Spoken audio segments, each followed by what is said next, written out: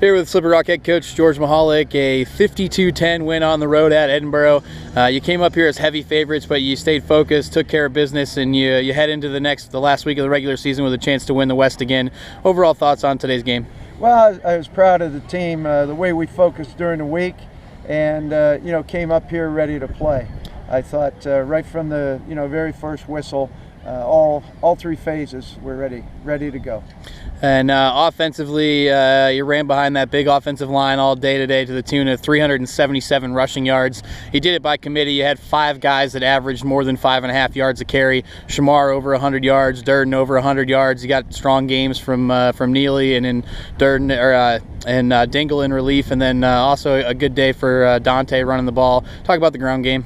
Well, again, you got to give credit to the guys up front, the offensive line, and with our depth at running back, give guys a little bit of opportunity and room, and they're going to make some things happen. So, you can't forget too, our wide receivers do a great job blocking on some of the perimeter plays.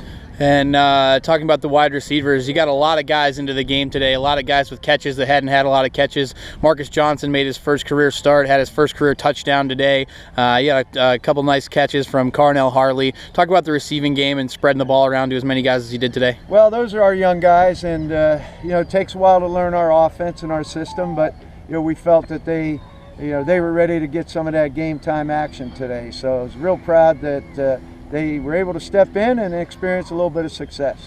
And game really was well in control midway through the first half there, really. But again, penalties an issue. 11 penalties for 101 yards. You had penalties that negated 4 touchdowns today. Talk about that. That's going to be an issue moving forward. Most definitely. But what do you do? I mean, you have your receivers blocking on the perimeter.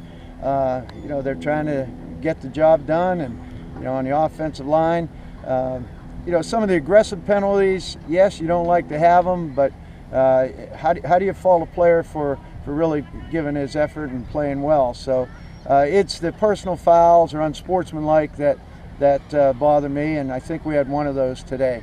And but some of the others, it's just the way the official sees it.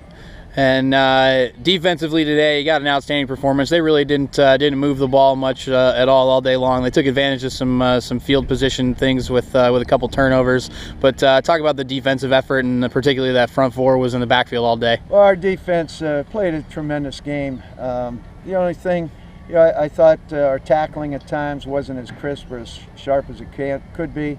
But overall, we had, again, we were able to control our opponent's running game, able to get pressure on the quarterback. So I think it was just a total defensive, great effort from the D-line, linebackers, and secondary. And you kind of heard whispers from the media folks throughout the week about the dreaded trap game. What was it like to, what was the message coming in, and how was the focus of the team in terms of coming in and taking care of business today? Well, John, and again, I want to credit our football team. I think they're mature enough. They understand. Our backs have been against the wall ever since loss earlier in the season. We knew we couldn't afford a second PSAC West loss.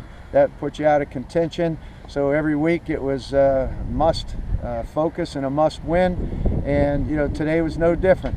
Edinboro had been competing very well throughout the season, scoring points. So I thought the staff did a great job in keeping our players focused, but it always comes down to the players having themselves focused. And looking ahead, the 3-way tie atop the division was broken today with Indiana's win over Clarion, so a 2-way tie now, but you own that tiebreaker over the Crimson Hawks. You enter the last week of the regular season at home against Clarion, a tough matchup next week, with a chance to win your 3rd straight West Division title and your 4th in the last 5 years. What's the message to the team the next week? Well, John, I'm proud of the fact we put ourselves in this position, and that's good to think about, but as always, hey, we want to enjoy today's win, relish this a little bit, and then it'll be time to focus on next week's opponent. As you said, very good and challenging Clarion team. Oh, great. Congratulations, Coach. All right, and as always, go Rock.